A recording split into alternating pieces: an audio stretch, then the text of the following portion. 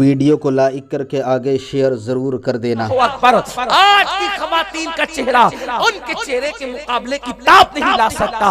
अल्लाह अकबर, आज औरतों का हाल ये है, ब्यूटी पार्लर के लिए वक्त है, चेहरे बनाने के लिए वक्त है, नमाज के लिए वक्त नहीं। अल्लाह अकबर, औरतों को नमाज के हवाले से बहुत बहाने आते हैं। कोई कहती है मौलाना मेरे पास टाइम नहीं। मैं पूछता हूँ आपके पास सीरियल के लिए वक्त है, नमाज के लिए क्यों नहीं? और फिर नमाज किसकी पढ़ने की बात की जा रही है? वो अल्लाह जिसने तुम्हें जिंदगी दी, वो अल्लाह जिसने तुम्हें माल दिया, वो अल्लाह जिसने तुम्हें हुस्न दिया। आप बताएं, अगर अल्लाह तुम्हारे चेहरों को खूबसूरत न बनाता और तुम्हारे चेहरों को बंदर की तरह बना देता तो क्या तुम एहतजाज कर सकती थी? आप मुझे बताओ, अल्लाह तुम्हें इंसान न बनाता, अल्लाह तुम्हें चूहा और छछूंदर बना देता तो क्या तुम एहतजाज कर सकती थी? गौर तो फरमाए, जिस रब ने तुम्हें हुस्न दिया, जिस रब ने तुम्हें जिंदगी दी, जिस रब ने तुम्हें गिज़ा दिया, जिस रब ने तुम्हें हवा और पानी दिया, जिसके एहसानात इतने कि माँ के पेट में जिसने तुम्हारी सूरतें बनाई, जिस अल्लाह ने तुम्हें अल्लाह अकबर नेमतों से माला माल किया, तुम्हारे पास सबके लिए वक्त है, सहेलियों के लिए वक्त है, शौहर के लिए भी वक्त है, सबके लिए वक्त है, लेकिन अल्लाह के लिए वक्त नहीं। ऐ खातूने जन्नत की कनीजों, दिल के कानों से सुन लो, अल्लाह के हबीब मुस्तफा करीम रऊफुर रहीम सल्लल्लाहु अलैहि वसल्लम ने इरशाद फरमाया, हदीस मुबारका का मफहूम है कि जिस औरत ने एक वक्त की नमाज जानबूझकर छोड़ दी, सिर्फ एक वक्त की नमाज जिस औरत ने जानबूझकर तर्क कर दी, जब उसको उसकी कब्र में रखा जाएगा तो अल्लाह उस पर 99 सांप मुसल्लत करेगा। एक दो नहीं, अल्लाह 99 सांप 99 सांप मुसल्लत करेगा। उसमें से एक एक सांप की ताकत और कुव्वत का आलम ये होगा कि वो सांप अगर दुनिया में फुनकार दे तो उसकी गर्मी की वजह से सारे इंसान मर जाएं। अगर वो सांप किसी पहाड़ पे डंक मार दे तो पहाड़ रेजा रेजा हो जाए।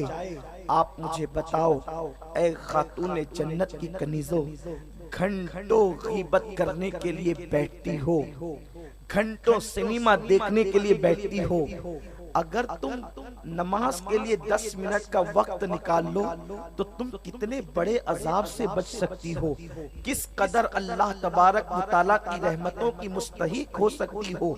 और एक वक्त की नमाज तुमने छोड़ी तो 99 सांप तुम्हारी कब्र में मुसल्लत किए जाएंगे। और वो सांप की ताकत कितनी है कि पहाड़ पे डंक मारे तो पहाड़ रेजा रेजा होगा। मेरी बहनों जरा बताओ तो सही, क्या तुम्हारा जिस्म पहाड़ों से ज्यादा ताकतवर हो गया? क्या तुम्हारा जिस्म पहाड़ों से ज्यादा कुव्वत वाला हो गया? अरे नादानो, तुम तो सिनफे नाजुक कहलाती हो। तुम्हारी कमजोरी का आलम ये है, अगर अपने किचन रूम में चूहा देख लेती हो तो उसी में कूदने लगती हो, उसी में चीखने और चिल्लाने लगती हो। जो खवातीन चूहे का चेहरा देखना बर्दाश्त नहीं कर पाती, जो छिपकली से डर करके अपने कमरे से निकलकर भाग खड़ी होती है, अल्लाह अकबर, जब एक वक्त की नमाज छोड़ने की वजह से उस पर 99 सांप मुसल्लत किए जाएंगे। अपने किचन रूम से चूहे को देखकर भाग निकलने वालियों, क्या तुम कब्र से भी निकलकर भागोगी? क्या तुम कब्र से निकलकर भी कहीं जाओगी? अगर कमरे में छिपकली आ जाए तो तुम अल्लाह अकबर अपने घर वालों को पुकार पड़ती हो, चीखने और चिल्लाने लगती हो। शौहर आकर के कभी अपनी आगोश में लेता है, भाई कभी हाथ पकड़कर बचा लेता है, माँ कभी तसल्ली और हिम्मत बनाती है, धाड़स बनाती है। लेकिन क्या कब्र में भी कोई माँ होगी? कब्र में भी कोई शौहर होगा? कब्र में भी कोई भाई होगा? हाय मेरी कौम की बेटियों, हाय खातूने जन्नत की कनीजों, तुमने आखिरत को फरामोश कर दिया। दुनिया की रंगरेलियों में इतनी डूब गई, जेवरात की मोहब्बत ने तुम्हें इतना पागल कर दिया, लिबास की मोहब्बत ने तुमको अपने अंदर इतना डुबा लिया, इस कदर तुम दुनिया की मोहब्बत के दलदल में डूब गई, तुम्हें कब्र याद न रही, तुम कब्र को फरामोश कर चुकी हो। अपने किचन रूम से चूहे को देखकर भागने वालियों, जब 99 सांप तुम्हारी लाश पर मुसल्लत किए जाएंगे, उस वक्त कब्र से निकलकर भागना तो दूर की बात है, वहां तो करवट लेने की भी गुंजाइश न होगी। हाय क्या बेकसी होगी, हाय क्या बेबसी होगी। काश कि तुम अपनी कब्र का तसव्वुर करके आज दुनिया में तौबा कर लेती। ये कहना कि मौलाना मेरे बच्चे हैं, मैं बच्चों को दूध पिलाती हूँ, नमाज के लिए वक्त कब निकालूंगी, मेरा शौहर है, शौहर की खिदमत करती हूँ, मैं नमाज के लिए वक्त कब निकालूंगी, मेरे घर में इतनी मसरूफियात है। लेकिन ये बात मैं हमेशा कहता हूँ, आज भी तुमसे कहूंगा, क्या मेरी माँ सैयदा फातिमतुज़ ज़हरा के बच्चे न थे? क्या सैयदों की माँ फातिमतुज़ ज़हरा के बच्चे न थे? सैयदा फातिमा के भी 5 बच्चे हैं। अल्लाह अकबर। और इख्तिलाफी रिवायत लोगों ने तो और भी बयान किए हैं। उसके बाद भी देखें वो नन्हे बच्चे। अच्छा तुम्हारे, अगर आप बुरा न माने तो मैं ये बात भी तुम्हारा खादिम होने की हैसियत से, तुम्हारा भाई होने की हैसियत से बताऊंगा। तुम्हारे यहाँ तो बच्चों की पैदाइश में किसी में 5 साल का गैप है, किसी में 3 साल का गैप है, किसी में जो है वो 7 साल का गैप है। कम से कम 2 साल का गैप तो 2 बच्चों के दरमियान होता ही है। लेकिन सैयदा फातिमा के यहाँ तो 6 महीने के बाद बच्चे की विलादत है। एक बेटे और दूसरे बेटे के दरमियान सिर्फ 6 महीने का फासला है। यानी इमाम हसन 6 महीने के हुए हैं और उसके बाद इमाम हुसैन की विलादत हो गई है। अल्लाह अकबर। उसके बावजूद भी अल्लाह अल्लाह दोनों बच्चों की परवरिश भी है और उसके बाद उन्हें दूध पिलाना भी है। तुम्हारे यहाँ तो आटा पीसा हुआ आता है, सैयदा फातिमा के यहाँ तो हाथों से चक्की चलाना है। मेरे रसूल की कनीजों जरा गौर तो करो, वो सैयदों की दादी सैयदा फातिमा, उनके हवाले से इमाम हसन मुज्तबा कहते हैं, मेरी माँ चक्की चलाती थी, चक्की चलाते चलाते मेरी अम्मी के हाथ में छाले पड़ गए थे। मशकीजे से पानी उठाते उठाते जिस्म पर जो है वो मशकीजे के निशान पड़ गए थे। अल्लाह अकबर।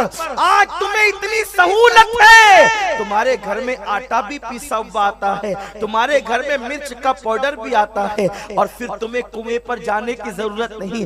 हर घर के अंदर वाटर पंप लगे हुए हैं या कम से कम नलों का रिवाज तो जरूर है। इतनी आसानियों के बावजूद भी तुम खुदा की इबादत की तरफ रगबत नहीं करती।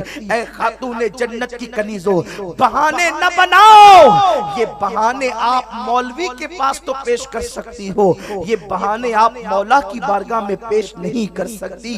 रब की बारगाह में किसी का कोई बहाना नहीं चलेगा। खुदारा अपने हाल पे रहम कर लो।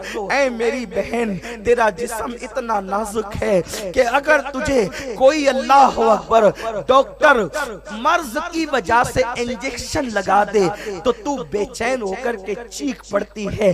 अगर मच्छर तेरे जिस्म पे डंक मार दे तो तू बेकरार हो जाती है। ओ मेरी बहन, अपने हाल पे रहम कर, कम से कम अपने जिस्म से मोहब्बत कर, कम से कम अपने आप से मोहब्बत कर। हाय तुम नफरतों में डूब कर किस कदर नफरत के आदी हो गए कि अब तुम्हें अपने आप से मोहब्बत न रही।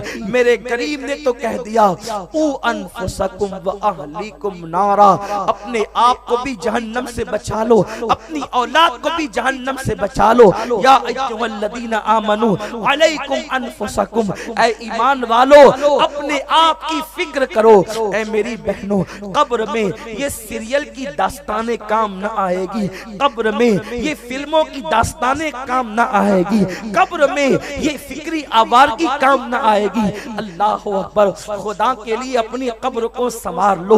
नरम नरम बिस्तर पर, नरम नरम गद्दों पर फज्र की नमाजें तर्क करने वाली मेरी बहन, जरा कब्र की पहली रात को सोना भी तू याद कर ले। वहाँ न कोई जेवर है, न वहाँ कोई लिबास है, न वहाँ कोई नरम गद्दे हैं, न वहाँ कोई आराइश का सामान है, न वहाँ पर कोई हुस्न के तहफ़्फ़ुज़ का सामान है। मिट्टी मिट्टी और मिट्टी है, ऊपर मिट्टी नीचे मिट्टी, दाएं मिट्टी बाएं मिट्टी, आगे मिट्टी पीछे मिट्टी। और उसके बाद अल्लाह अकबर, मेरे गैब दा नबी सल्लल्लाहु अलैहि वसल्लम के फरमान का मफहूम है। बेनमाजी औरतों को जब उनकी कब्र में रखा जाता है तो अल्लाह अकबर, उनके सर के बाल उनके जिस्म से झड़ जाते हैं, उनका कफन मिट्टी खा करके पुराना कर देती है। आज अगर कपड़े पर मिट्टी लग जाए तो मेरी बहन कपड़ा तब्दील कर लेती है, लेकिन वो सफेद गमगीन किस्म का मामूली कपड़ा, उसके सिवा कोई कपड़ा नहीं।